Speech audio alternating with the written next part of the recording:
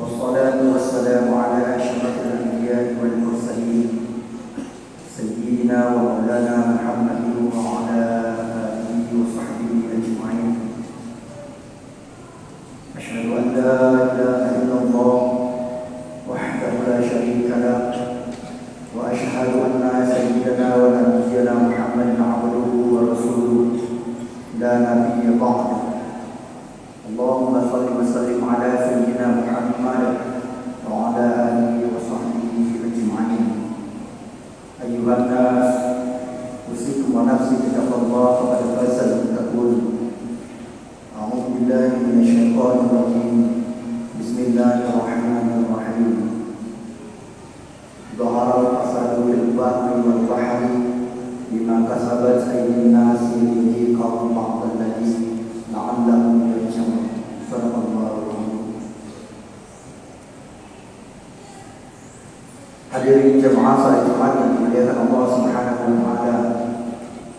Pertama-tama dan yang paling utama, marilah sama-sama kita memanjatkan puji syukur kepada Allah Subhanahu wa taala.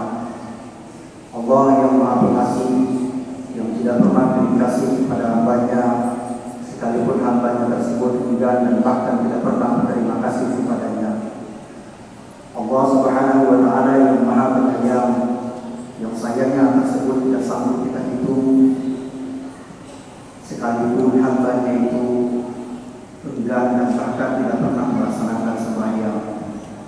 Namun Allah Subhanahu wa taala terus mencintai kita, terus menyayangi kita, Dia berikan nikmat kepada kita, Dia berikan karunia kepada kita dan detik ini, Dia berikan mata kita bisa melihat, Dia berikan telinga kita bisa mendengar, Dia berikan mulut kita bisa berbicara, kaki kita bisa melangkah, dan semua itu merupakan nikmat dari Allah Subhanahu wa taala yang patut dan harus kita syukuri sebagai seorang hamba. Bagaimana bentuk syukur itu?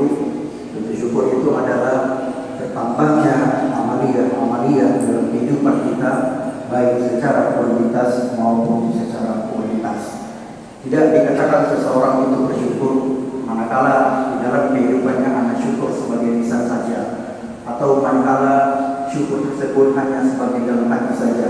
Tapi syukur itu adalah lisan, hati, dan juga amalia di dalam kehidupan kita sehari-hari, mencerminkan seorang yang bersyukur dengan berbuat kebaikan amal saleh setiap saat.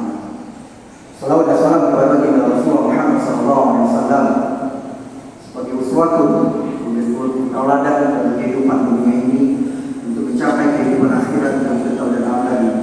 Apapun profesi kita, seorang wali kota kita, seorang tentara kita, seorang kepala dinas kita, seorang pejabat kita, maka Rasulullah adalah suri tauladan yang patut kita ikuti di dalam kehidupan sehari-hari. Kenapa? Karena Rasulullah pada hari Rasulullah SAW itu ada semuanya. Kalau kita mengaku sebagai seorang daripada umat baginda Rasulullah SAW, maka ikutilah apa yang telah diajarkan oleh Rasulullah SAW. Salam dan salam kepada keluarga beliau, sahabat beliau, tabi'in alim ulama, mutaqaddimin wal mutaakhirin, sebagai penyambung risalah daripada Rasulullah SAW.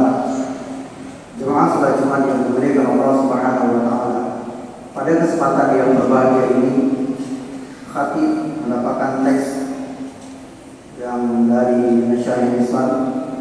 Jadi semua materi khatib pada hari ini adalah berkaitan dengan COVID.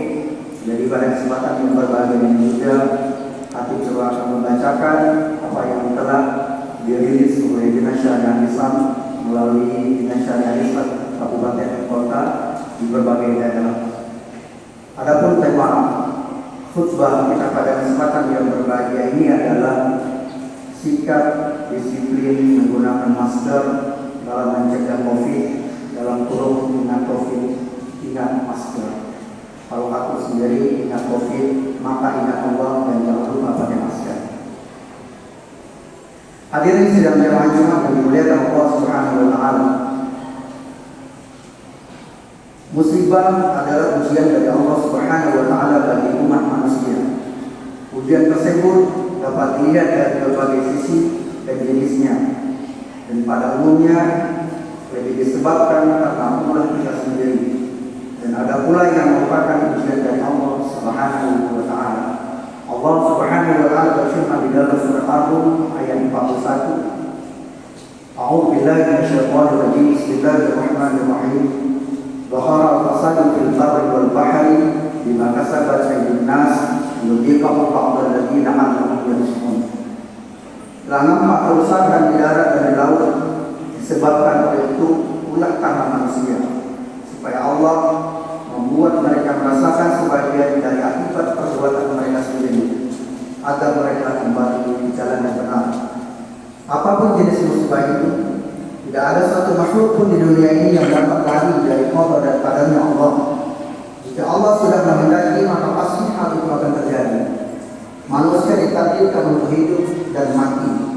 Manusia ditakdirkan untuk sehat dan juga sakit. Nabi-nabi yang sangat disayangi Allah Subhanahu wa taala sekalipun dahulu diuji dengan berbagai ujian berat, apalagi kita hanya manusia biasa. Tidak ada di antara kita yang dapat menghindari dari ketentuan Allah ketika penyakit itu datang dan hadir di tengah-tengah kita. Allah berfirman di dalam surah At-Taubah ayat 55, "Qul la yusibana illa ma kataballahu lana wa maulana wa 'ala Allahi falyatawakkalul mu'minun." Katakanlah, sekali-kali tidak akan menimpa kami melainkan apa yang telah ditetapkan Allah untuk kami. Dialah pelindung kami, dan hanya kepada Allah orang-orang yang beriman harus bertawakal. Virus COVID tidak hanya membuat orang takut, tapi juga telah berdampak pada aspek sosial dan ekonomi secara global. Tak terkecuali di Aceh. Menurut data akhir Agustus 2020, terdapat 1.398 orang dinyatakan positif terjangkit COVID dan 41 orang dinyatakan meninggal dunia. Berdasarkan fakta tersebut, patut kita camkan bahwa tingkat penyebaran virus ini sekarang sangat tinggi. Fakta ini bukanlah hal yang dapat kita biarkan begitu saja tanpa ada ikhtiar untuk mengatasinya. Lantas apa yang dapat kita lakukan untuk menghentikan laju penyebaran wabah COVID ini? Jemaah salat Jumat yang dimuliakan Allah Subhanahu wa taala. Secara ringkas, ada dua hal yang ingin kita sampaikan dalam khutbah kali ini.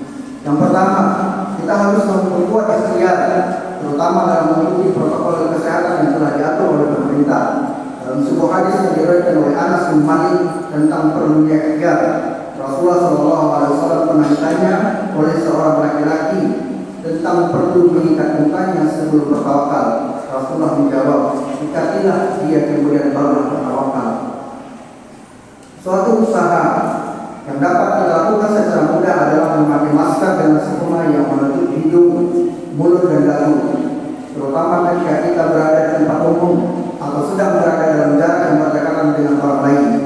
Memakai masker telah terbukti sebagai salah satu cara untuk mencegah penyebaran virus COVID dengan mempersempit jalan masuk virus ini ke dalam tubuh manusia. Untuk itu, ingat COVID, ingat Allah, dan jangan lupa pakai masker. Hadirin sidang jemaah Jumat yang dimuliakan Allah Subhanahu wa taala.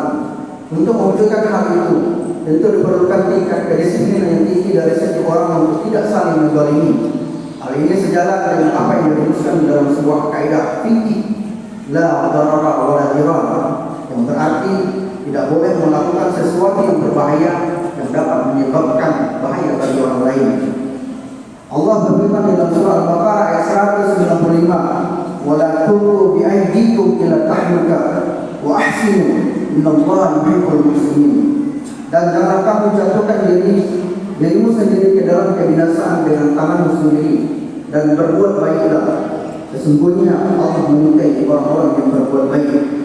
Dalam sebuah hadis dari Abu Hurairah diriwayatkan oleh Imam Al-Bukhari dan Imam Muslim, Rasulullah SAW bersabda, "La yuridanna mu'rid ala musai." Janganlah yang sakit dicampur baurkan dengan yang sehat. Anjuran atau perintah agama seperti yang terdapat dalam Al-Quran, dalam hadis dan kaidah fikih yang telah kami sebutkan tadi adalah memiliki nilai-nilai hikmah yang bertujuan untuk menjaga kemaslahatan manusia. Dalam agama kita hal tersebut dikenal dengan istilah maqasid syariah, yaitu rangkuman alasan terhadap pemberlakuan hukum syara' bagi kaum muslimin atau manusia pada umumnya. Di antara perintah tersebut adalah mempertahankan agama, mempertahankan jiwa, mempertahankan keturunan, mempertahankan harta dan akal. Jadi, perintah untuk berikhtiar dalam mempertahankan diri dari wabah COVID adalah bahagian yang tidak terpisahkan dari maqasid syariah. Oleh karena itu, ingat COVID, maka ingat Allah, dan jangan lupa pakai masker. Sidang jamaah-jamaah yang dimuliakan Allah Subhanahu wa taala, tidak ada istilah terlambat. Pentingnya meningkatkan daya tahan tubuh kita bukanlah sekadar basa-basi dari ahli kesehatan, tetapi hal ini bahagian yang tak terpisahkan dari anjuran agama sesuai dengan sabda Rasulullah SAW, mukmin yang kuat jiwa dan raganya lebih dicintai Allah daripada mukmin yang lemah. Hadis riwayat Muslim. Namun perlu diingat, ilmu kesehatan telah membuktikan bahwa orang-orang yang daya tahan tubuhnya kuat, meskipun mereka tidak menunjukkan adanya gejala apapun, dapat juga menularkan virus kepada orang lain. Oleh karena itu, marilah kita amalkan puasa ikhtiar yang telah diajarkan dalam agama kita. Marilah kita membatasi celah penyebaran COVID ini dengan memulai dari diri kita sendiri, yaitu dengan memakai masker.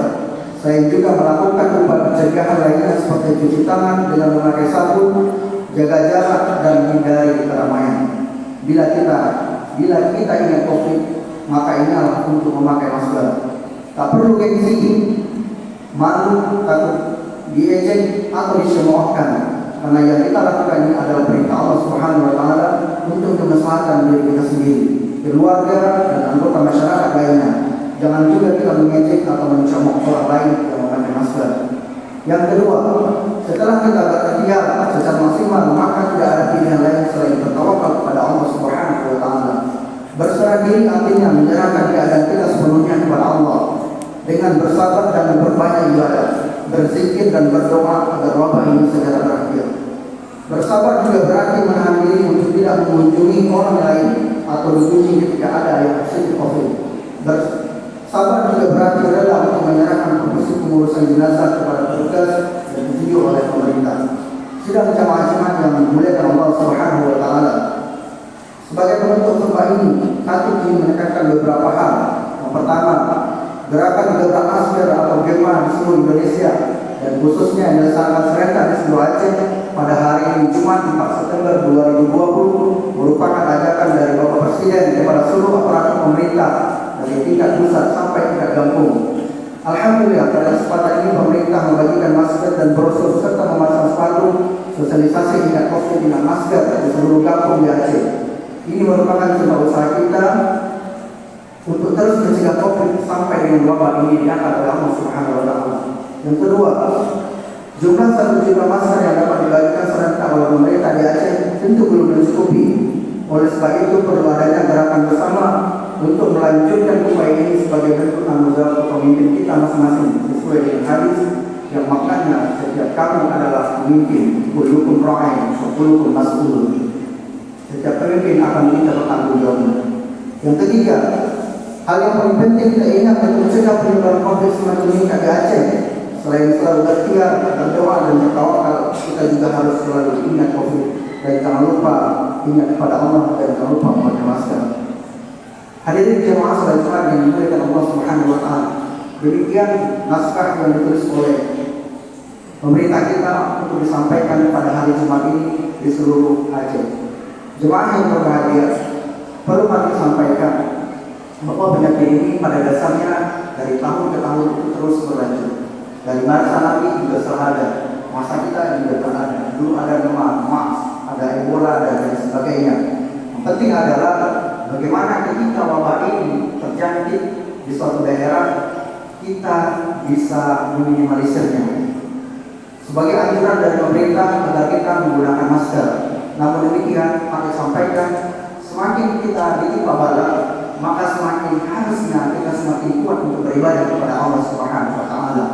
Ibadah itu banyak. Salah satu yang bisa mengolah bala itu adalah sedekah. Sedekah itu dasar ibadah. Demikian disampaikan oleh Rasulullah SAW. Banyak mereka akan menolak daripada bala.